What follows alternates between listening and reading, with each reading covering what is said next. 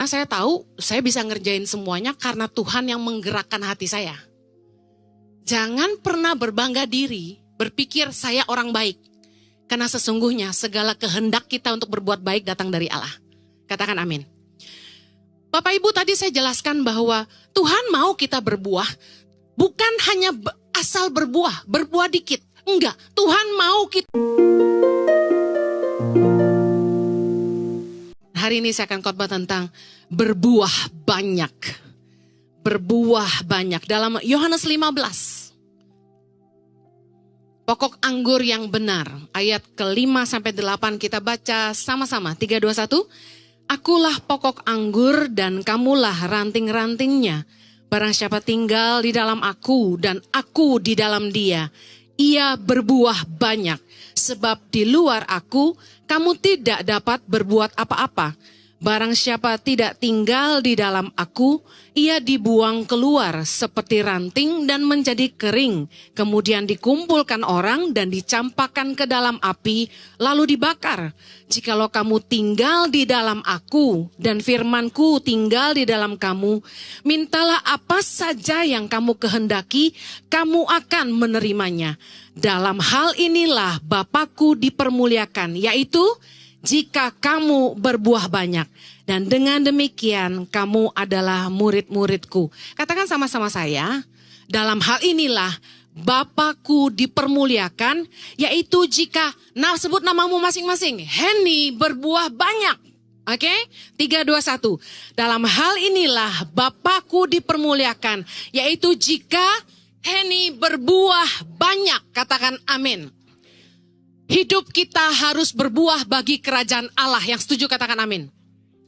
Dalam ayat Yohanes 15 ayat ke-5 dan Yohanes 15 ayat ke-8, di mana dikatakan berbuah banyak, dalam bahasa aslinya yaitu bahasa Yunani yaitu perekarpon polin, yang artinya pere menghasilkan, karpon itu buah dan polin itu banyak.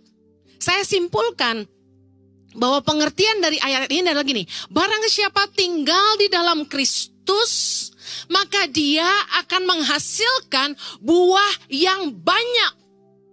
Jadi bukan hanya berbuah, tapi katakan buah yang banyak. Bapak Ibu, buah pada sebuah pohon bukanlah sesuatu yang diusahakan oleh ranting, tetapi hasil yang tumbuh secara natural karena ranting itu terhubung dengan pokoknya yaitu dahannya. Di sebelah saya ada pohon jeruk. Saya pilih yang kuning-kuning dan berbuah banyak. Bapak Ibu, ranting tidak perlu ngeden, maksa, ngotot supaya berbuah. Nggak perlu, nggak bisa juga. Ibaratnya ada bahasa sehari-hari, maaf ya mungkin agak sedikit jorok. Anda tidak bisa memaksa buang angin kapan saja. Setuju? Coba paksa. Apa yang keluar? Nggak bisa. Ranting nggak perlu maksa buat berbuah. Ranting hanya perlu nempel di dahannya.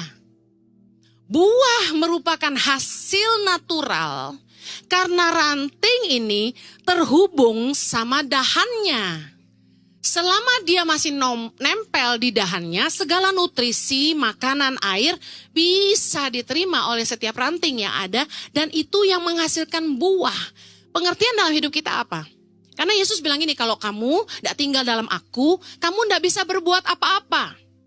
Pengertiannya begini, selama kita ini terhubung sama Kristus, maka hidup kita akan menghasilkan buah-buah yang baik. Bukan karena upaya kita, tapi anugerah Allah. Amin. Banyak hal yang kita kerjakan di hidup ini apabila dengan kekuatan kita sendiri, dengan kepandaian dan hikmat kita sendiri, mungkin buahnya tidak maksimal.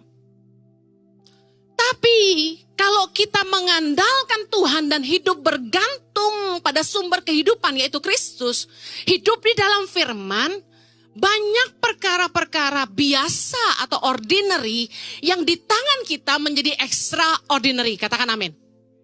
Saya kasih contoh yang sepele aja. Pemimpin pujian.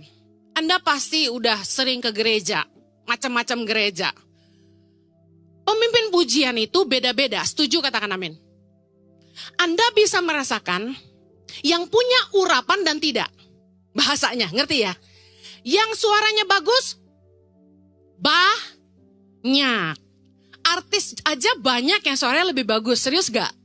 Tapi ada beberapa worship leader itu yang kalau dia yang mimpin, beda.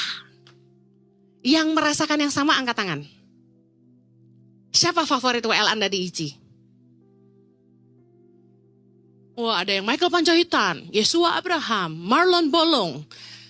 Saudara, Ruth Sihotang. Jangan gak disebut ya. Ini 4 WL dalam ICI. I love Ruth. Saudara, saya kasih tahu. Sesuatu yang biasa dan bisa dilakukan orang banyak.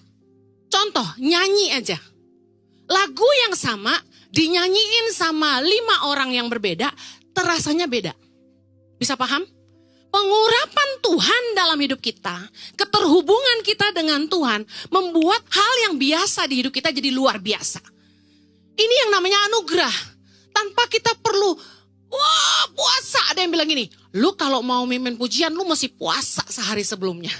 Doa semalam suntuk 3 jam. Kenyataannya enggak tuh. Karena itu upaya manusia. Tapi kalau kita percaya, kita doa sungguh-sungguh setiap hari. Enggak hanya pada saat kita mau pelayanan, amin. Dan keterhubungan kita dengan Tuhan membuat pengurapan itu mengalir, hikmat itu mengalir. Kerjaan yang di tangan semua orang sama, tapi hasil di tanganmu jadi beda. Karena ada penyertaan Allah di situ. Makanya penting banget terkonek sama Tuhan lewat doa, lewat penyembahan, hadirat Tuhan. Karena apapun yang jadi biasa di tanganmu akan berubah jadi luar biasa. Kamu akan berbuah banyak. 5 roti 2 ikan. Cuman sedikit. Tapi di tangan Yesus ngasih makan lebih dari 5.000 orang. Yang percaya katakan amin. Semua yang cuma sedikit di tanganmu dengan pengurapan Tuhan akan nolong banyak orang. Yang percaya katakan amin. Filipi 2 ayat 13 berkata gini. Karena Allah lah yang mengerjakan di dalam kamu. Dengar baik, Allah lah yang mengerjakan di dalam, sebut namamu, baik kemauan dan pekerjaan menurut kerelaannya.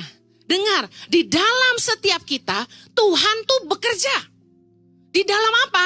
Dalam kemauan. Contoh, Anda bisa mau nolong orang, itu Tuhan yang bekerja di hatimu. Anda mau kerja sungguh-sungguh, melakukan yang terbaik. Meskipun itu gak menguntungkan buat kamu, contoh pelayanan. Orang-orang yang datang pagi-pagi, pelayanan di sini. Rata-rata gak dibayar. Rata-rata justru yang saya lihat tidak dibayar, seringkali melayani lebih sungguh-sungguh.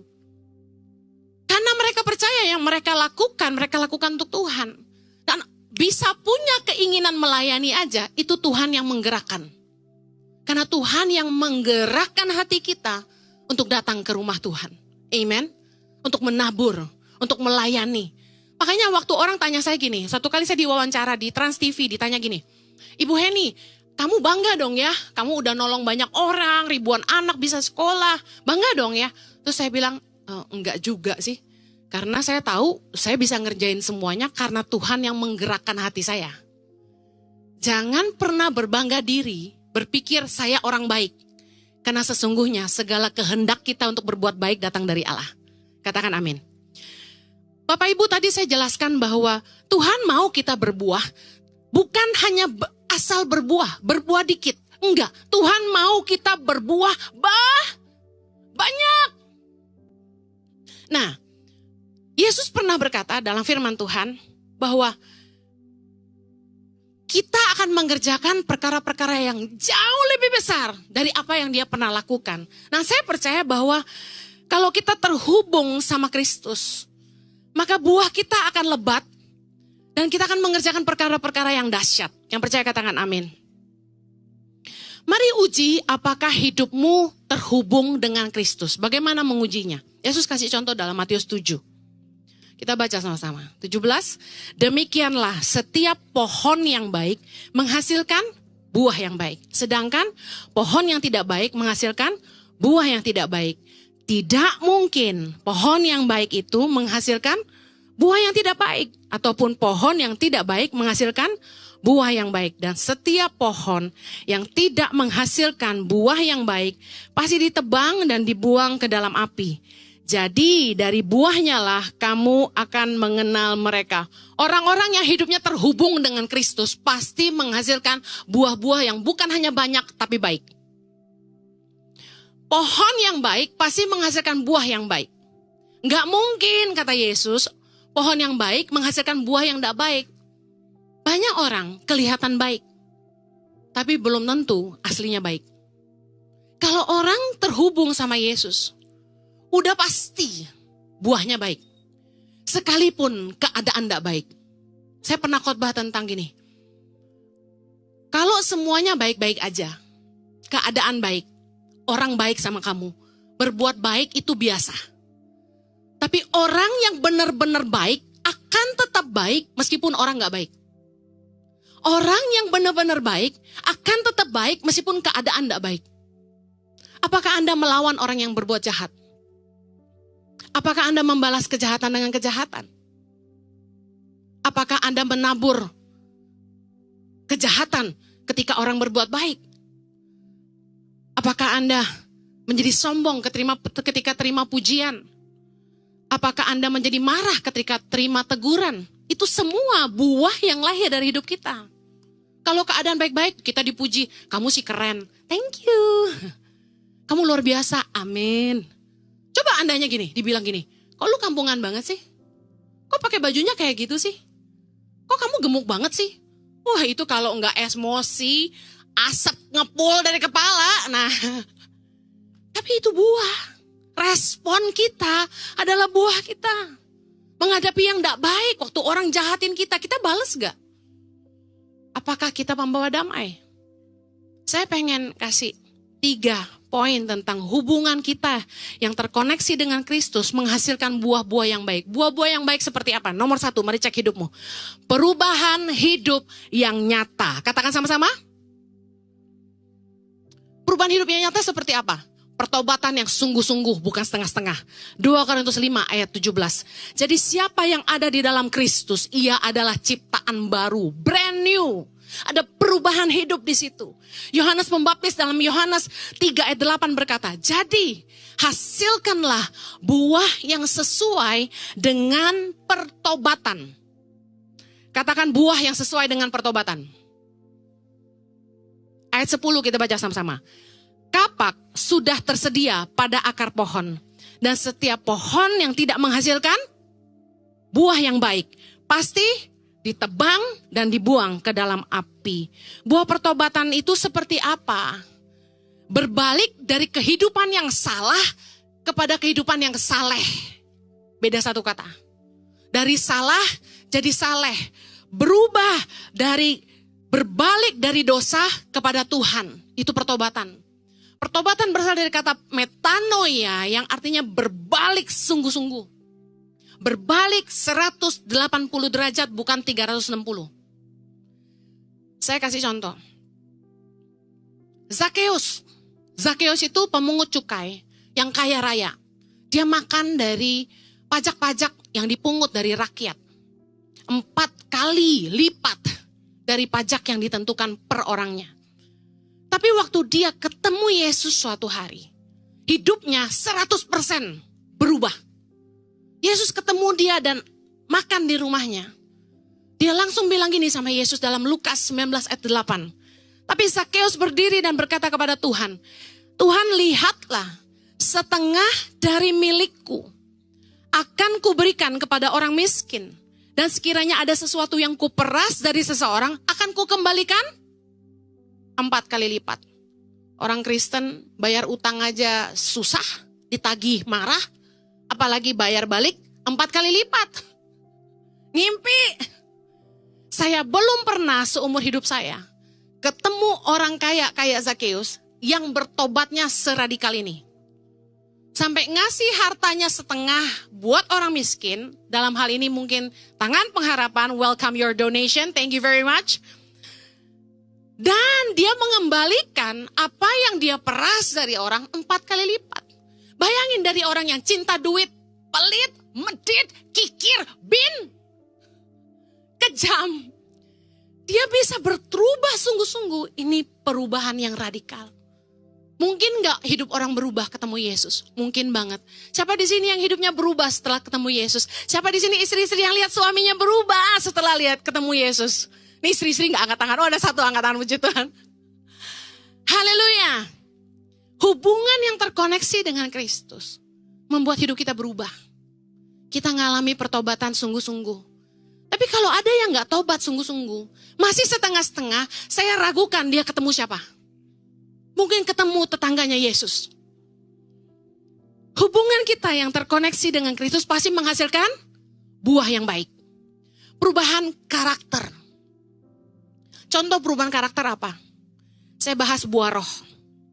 Galatia 5 ayat 22 berkata gini, tetapi buah roh adalah kasih, sukacita, damai sejahtera, kesabaran, kemurahan, kebaikan, kesetiaan, kelemah lembutan, penguasaan diri. Bapak Ibu, contoh dalam hidup kita sehari-hari. Yuk kalau baca firman kan bingung kayak gimana tuh Bu Heni. Orang yang ketemu Kristus karakternya berubah. Dulu sulit mengasihi orang. Sekarang jadi pengasih dan penyayang. Katakan sedap. Dulu selalu cemberut. Sekarang selalu tersenyum. Penuh sukacita. Coba lihat pasanganmu tersenyum atau cemberut. Ketemu kamu kok malah jadi cemberut. Ada yang salah dengan pertemuan kalian ya. Dulu tukang bikin ribut. Sekarang mulai mengalah dan cinta damai. Kayak saya. Dulu waktu saya belum kenal Tuhan nih. Masih SD nih. Saya tuh jagoan taekwondo. Lagi SD gue belajar taekwondo. Soalnya tomboy. Naik sepeda sama 30 cowok. Saya bisa balap gitu. Paha keberat-berat. Nakal dulu masih kecil ya. Karena gedenya sama cowok semua. Nah. Begitu saya dicari gara-gara sama perempuan-perempuan, anak-anak cewek tuh suka ngerumpi, ngomong di belakang, saya gak suka. Jadi satu kali saya ngajak berantem. Bayangin, saya ajak berantem di mana? Di kuburan. Pernah, satu kali di hidup saya loh. Ini belum pernah keluar di khotbah, ya, gue ngaku sekarang. Dulu saya tukang cari gara-gara. Lu berani sama gue hajar lo gitu. Baju anak cowok aja saya berani, saya printer gini. Apa lo? Biar Jojo tahu, biar dia jangan jangan merendahkan saya. Ya. Saya nggak takut sama siapapun. Jadi saya kasih tahu, saya yang garang itu ketemu Yesus berubah jadi lemah lembut. Segini lemah lembut Bu Heni, lu kagak tahu.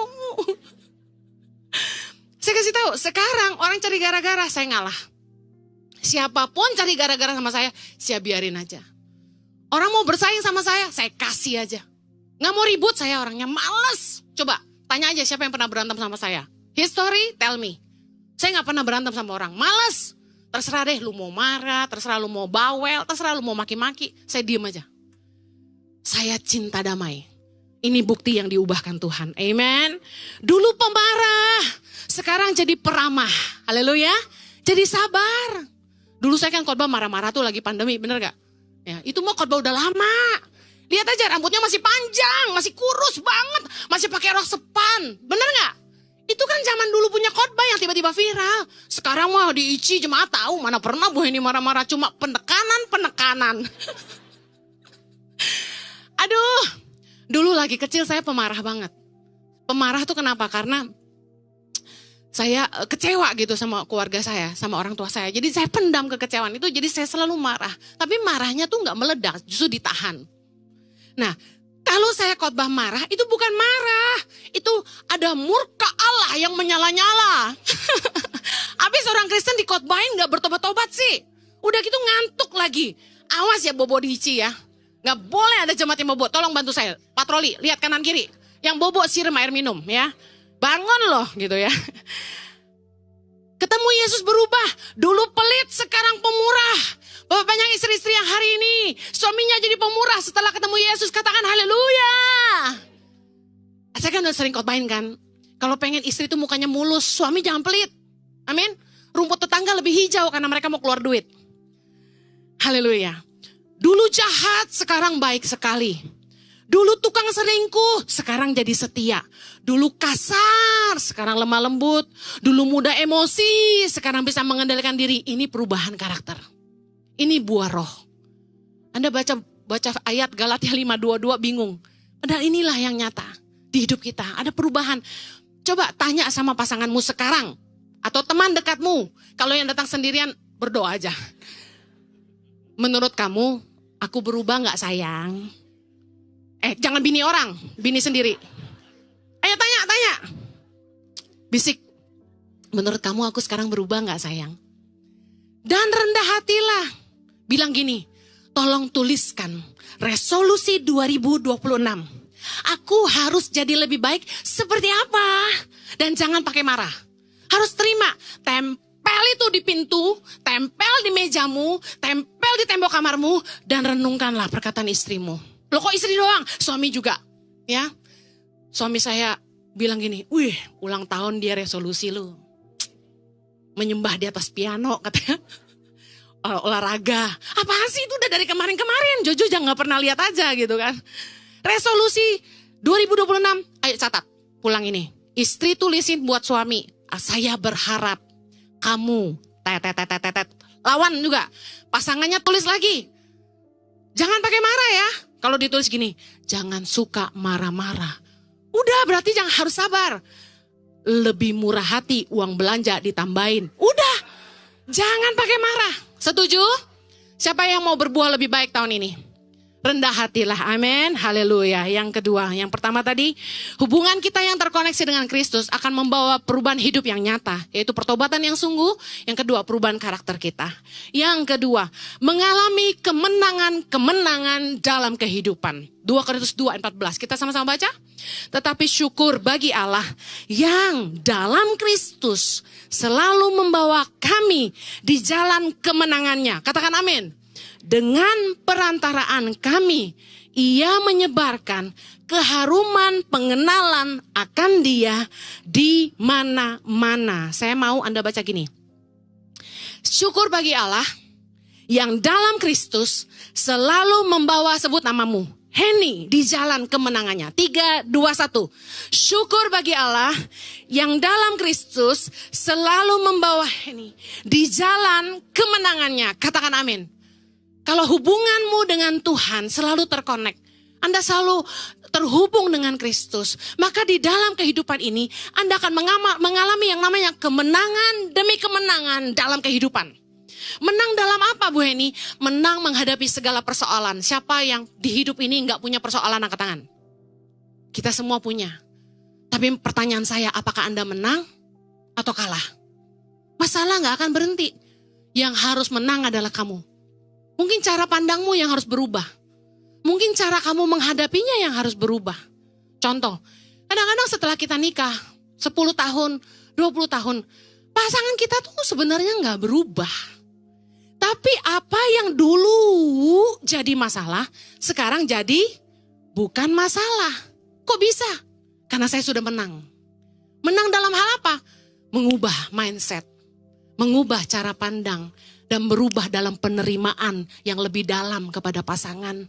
Pengertian yang lebih dalam sama pasangan. Percayalah, kalau Anda bersama Kristus, ada hikmat Tuhan yang mengalir tiap kali kamu ngadapin persoalan.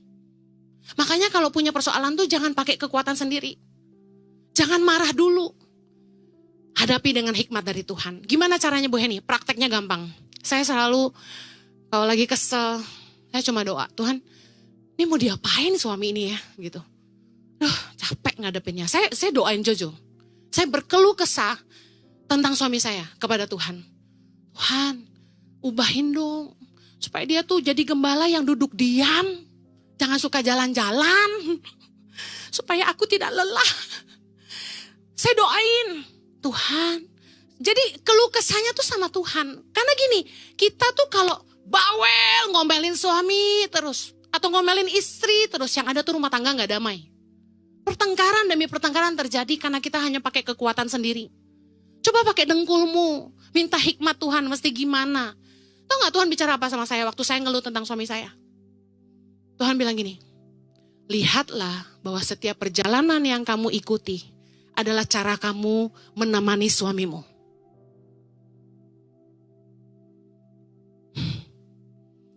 Saya kesel melihat planning yang begitu banyak, setiap bulan ada perjalanan.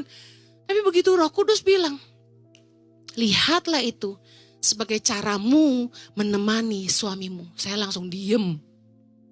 Gak berani bawel, meskipun tetap berharap, kasih aku istirahat.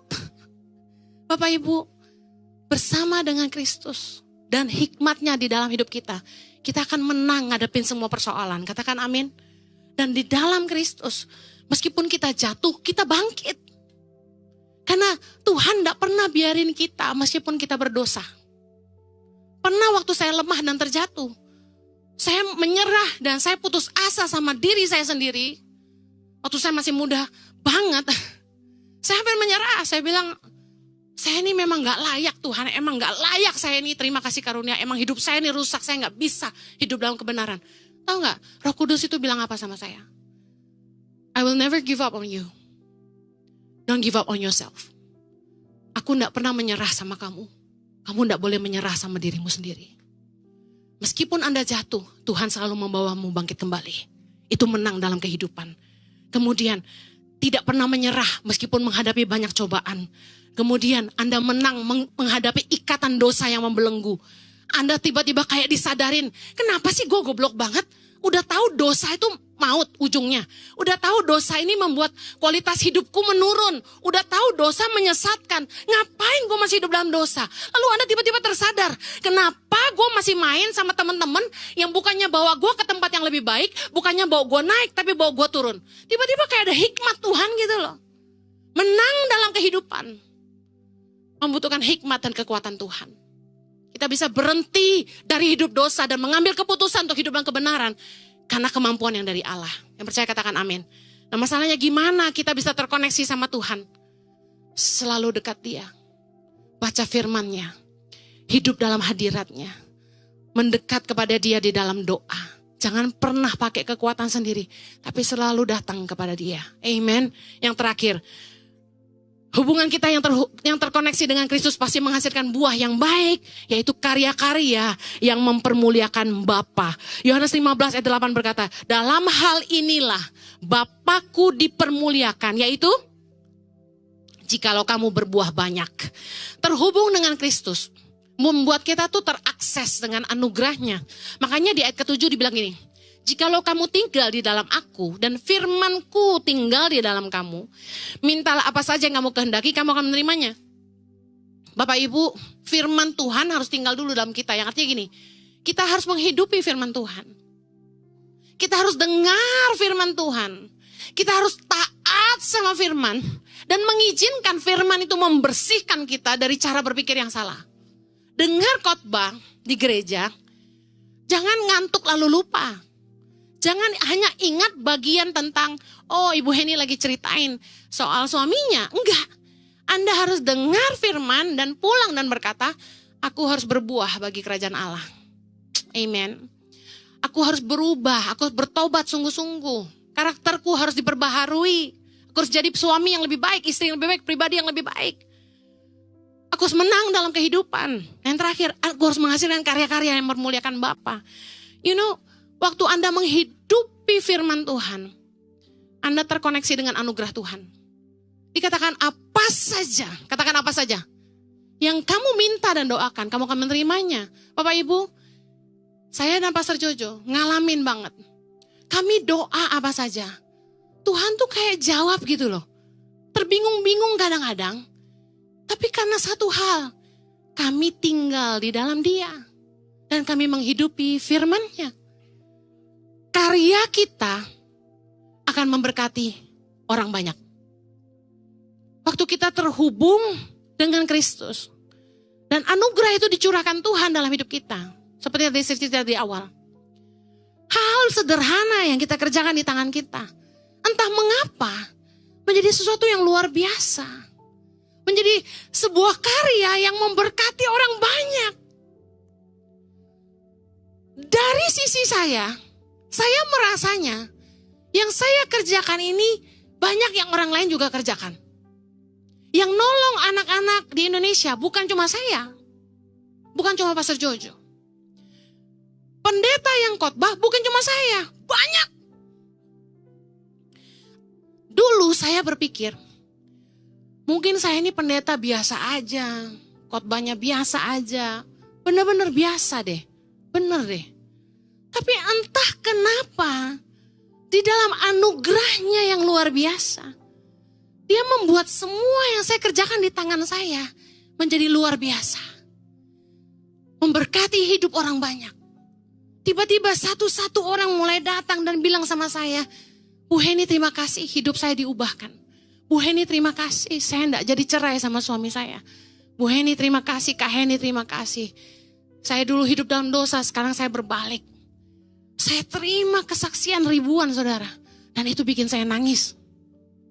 Padahal rasanya khotbahnya biasa aja sih. Marah-marah lagi isinya. Cakep juga enggak banget gitu kan, biasa. Tapi kok Tuhan itu sekeren itu gitu loh. Apa yang ada di tangan kita mempermuliakan Bapa ketika kita terhubung dengan Dia. Ada hikmat-hikmat Tuhan yang memampukan kita mengerjakan perkara-perkara sederhana dengan cara yang luar biasa. Yohanes 14 ayat 12 berkata, Yesus bilang begini, sesungguhnya barang siapa percaya kepadaku, ia akan melakukan juga pekerjaan-pekerjaan yang aku lakukan. Bahkan pekerjaan-pekerjaan yang lebih besar daripada itu. Wow. Anda dan saya, orang-orang yang percaya Yesus, kita akan melakukan pekerjaan yang Yesus lakukan. Bahkan dikatakan lebih besar dari apa yang dia pernah kerjakan. Yesus pelayanan hanya 3,5 tahun. Dan Yesus kasih kita kesempatan berapa tahun? Jangan sia-siakan kesempatan yang Tuhan berikan. Mari kerjakan perkara-perkara besar bagi Dia. Pastikan apa yang Tuhan percayakan di tanganmu hari ini memberkati hidup orang banyak dan hidupmu berbuah lebat. Yang mau katakan amin. Konsistenlah dalam berbuah. Yesus berkata begini dalam Yohanes 17:4, Aku telah mempermuliakan engkau di bumi dengan jalan menyelesaikan pekerjaan yang kau berikan kepadaku untuk melakukannya. Tuhan gak cuma mau kita berbuah sesaat, tapi kita terus berbuah banyak. Menyelesaikan semua yang Tuhan percayakan di hidup kita. Saya akhiri. Tetaplah terhubung dengan Kristus. Karena Kristus harus jadi sumber kehidupan bagi kita. Supaya kita bisa terus berbuah. Hidup kita yang terhubung dengan Kristus akan membuat kita berbuah banyak. Dan menghasilkan buah-buah yang baik. Buah yang baik itu adalah kita mengalami perubahan hidup yang nyata. Pertobatan yang sungguh, perubahan karakter. Kita ngalamin kemenangan-kemenangan dalam kehidupan. Kita melahirkan karya-karya yang mempermuliakan Tuhan. Saya berdoa agar di tengah-tengah kesibukan Anda di 2026, jangan lupa ambil waktu tenang. Tinggallah dalam hadirat Tuhan. Carilah wajah Tuhan. Mintalah kekuatan dan hikmat dari Tuhan.